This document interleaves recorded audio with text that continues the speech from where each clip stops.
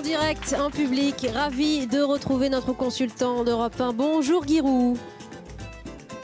Bonjour. Avec ce petit décalage parce que vous êtes à Belo Horizonte pour Europe 1 et la finale qui se profile dans 5 jours déjà. On va se pencher nous sur la première des demi-finales de la compétition, 22h heure française, 17h à Belo Horizonte. Le Brésil qui affronte l'Allemagne. Ce sont deux équipes, Guy, qui ont participé le plus de fois au tournoi. 20 fois pour les Brésiliens, 18 fois pour l'Allemagne. Pour les plus béotiens de nos auditeurs, j'allais dire, il faut bien comprendre que ce sont deux monstres sacrés qui s'affrontent ce soir. Oui, c'est le monstre sacré absolu, c'est le Brésil. Et le monstre sacré d'Europe, c'est l'Allemagne. Et donc, à chaque Coupe du Monde, on a les deux dans le dernier carré, ou presque à chaque Coupe du Monde. Donc, il n'y a pas de hasard. Il y a beaucoup de matchs qui se sont joués à très peu, avec un but dans la dernière minute, ou bien 2 buts même pour les Hollandais, qui étaient menés 1-0. Il y a les pénaltys à la fin du temps réglementaire. On dit c'est une loterie, c'est pas du tout une loterie, c'est les meilleurs qui sont là. Les 4 meilleurs sont là, puisque le lendemain, nous aurons Argentine, Pays-Bas. Absolument. Et avant de donner la parole aux auditeurs, je voudrais que vous écoutiez, Guy, l'avis de Danny Cohn-Bendit. Il s'exprimait ce matin. Écoutez son pronostic. Moi, je maintiens, je persiste et signe, l'Allemagne va perdre contre le Brésil. Voilà, je suis peut-être le seul sur Terre à le penser, mais j'en suis persuadé. Alors, est-ce qu'il est le seul sur Terre à le penser, Giroud, que l'Allemagne va perdre ce soir ? Il est fair-play ou il est politique. Ouais, il est politique, c'est un oui. grand député européen jusqu'à cette année. Il est franco-allemand, il faut le rappeler. Bon, c'est pas... Il y a tellement d'arguments d'un côté et de l'autre que quand on dit quelque chose, qu'on l'affirme avec force, on n'est pas ridicule. Il a peut-être raison, mais moi je pense que l'Allemagne est plus solide. Et donc, sauf une intervention...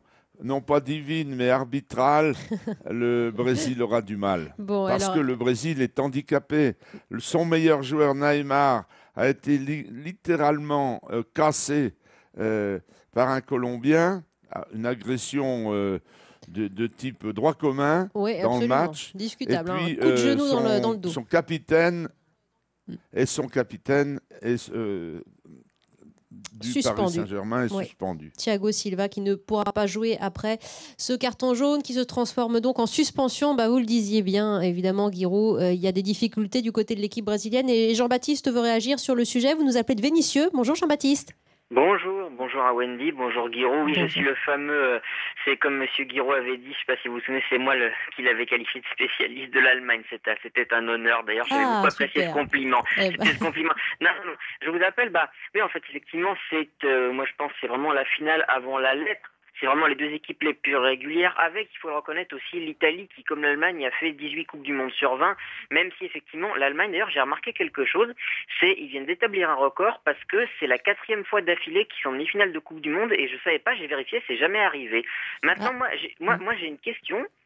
Pour Giroud, en fait, en tant qu'entraîneur, alors justement, vous venez de dire que l'Allemagne était favori parce que justement le Brésil est handicapé. Mais est-ce que justement, le fait que même si le Brésil perd, on est d'accord que ça va être un drame. Mais justement, vu qu'ils n'ont pas leurs 2 meilleurs joueurs, peut-être que s'ils perdent, peut-être qu'on leur en tiendra moins rigueur. Et justement, est-ce que, entre guillemets, vu qu'ils ont moins à perdre, est-ce que ça va pas plus, ils vont pas plus être libérés? Bonne question, Giroud. Peut-être. Oui, c'est une très bonne question. C'est d'ailleurs le débat dans les journaux brésiliens. Et depuis un mois qu'on y est, on commence à lire les images. C'est vrai que surtout la blessure de Neymar qui remplit les écrans, là on a appris une leçon d'anatomie sur la colonne vertébrale qui m'a expliqué beaucoup de raisons de mes douleurs dans le dos tous les jours à la télé. Donc les Brésiliens sont complètement conditionnés par cela. La moitié du peuple est en deuil, quoi. Et s'ils ne réussissent pas à gagner, ça ne sera pas le drame que ça aurait été en temps normal sans ces deux avatars de minute. Maintenant, ce que je dis, l'Allemagne est plus forte, plus costaud, etc. Mais le match est à jouer. J'ajouterais que les Brésiliens se préparent dans la montagne à 1000 mètres d'altitude où ils vivent maintenant depuis 6 semaines.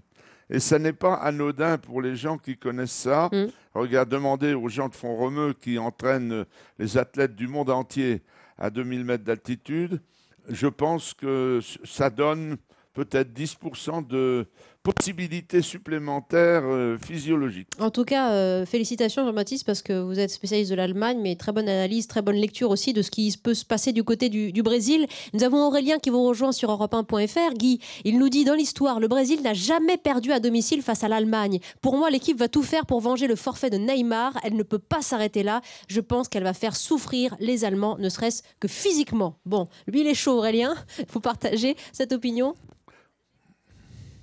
Oui, bien sûr, le Brésil ne va pas être inoffensif, ne va pas se coucher devant l'Allemagne, hein, mais les Allemands ont une telle solidité, une telle habitude de jouer ensemble. Ils ont 5 joueurs du Bayern de Munich sur le terrain. Quand la France alignait la moitié de l'équipe de Saint-Étienne ou, il y a plus longtemps, la moitié de l'équipe de Reims, elle faisait des grandes performances avec son équipe nationale. Et ça, c'est un avantage supplémentaire que les Brésiliens n'ont pas, puisqu'ils jouent maintenant pour la plupart en Europe. Vous pouvez interroger Giroud en direct de Belo Horizonte pour la demi-finale qui s'annonce tout à l'heure 22h. Est-ce une finale avant la finale et que va nous réserver le match Brésil-Allemagne de ce soir? Mademoiselle, vous avez le micro dans le studio d'Europe 1. Bonjour. Bonjour Giroud. Alors vous pensez que l'Allemagne est supérieure au Brésil? Néanmoins, lors du dernier match face à la Colombie, j'ai trouvé que Neymar était important, mais l'équipe du Brésil avait fait une bonne performance, donc c'est plutôt le collectif qui avait ressorti, notamment avec David Luiz qui avait été exceptionnel et Hulk qui avait été bien plus présent qu'habituellement. Donc peut-être qu'ils vont quand même pouvoir s'en sortir face à cette équipe d'Allemagne. Ne dites pas ça avec un défi. Ils ont des forces. Oui. David Luiz, qui sera la première recrue de Paris Saint-Germain cette année, qui a marqué un coup franc splendide de 35 mètres, a une grosse personnalité. Il peut jouer si bien il peut jouer aussi milieu de terrain. Et donc, quand il monte avec intelligence et habileté. Hulk, c'est un joueur de puissance, hein, plus que... Je le comparerais à Schürrle du côté allemand. Mais le jeu brésilien de nos rêves a complètement disparu. En tout cas, Irizi sur Twitter nous dit « Enfin, les choses sérieuses vont commencer ce soir. On va vivre ça avec vous. » Giroud, vous serez aux commentaires tout près de Cyril de la Morinerie, de François Claus. Et puis émission spéciale, le Club Football Europe 1 à partir de 19h autour de Nicolas Poincaré. Et puis merci à Olivier Duval de se lever tôt avec Guy chaque jour pour ce rendez-vous sur Europe 1.